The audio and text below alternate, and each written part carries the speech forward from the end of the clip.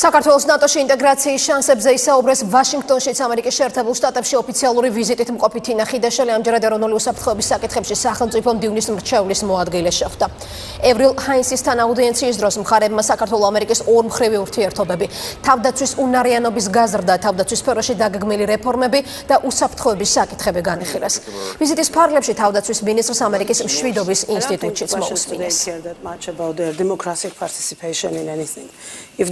ჩვენ ბევრ მიმართულებაზე ვისაუბრეთ ქართულ-ამერიკული ურთიერთობების გაღრმავებისთვის, თეთრი სახლის მხარდაჭერის შესახებ მიმდინარე პროექტებზე, შესაძლებლობებზე, რომელიც 2016 წლიდან კიდევ უფრო გაფართოვდება და მეტი იქნება. ფუნდამენტური დისკუსია წარიმართა საერთაშორისო ურთიერთობების საბჭოში, რომელიც ერთ-ერთი დიდი და მნიშვნელოვანი არასამთავრობო ორგანიზაციაა. ბევრი სხვადასხვა ორგანიზაციის წარმომადგენელი შეიკრიბა და საათნახევრის განმავლობაში ჰქონდა შესაძლებლობა არაფორმალურ ვითარებაში პრაქტიკულად კითხვა-პასუხის რეჟიმში გაგვევლო ყველა თემები, რაც მნიშვნელოვანია.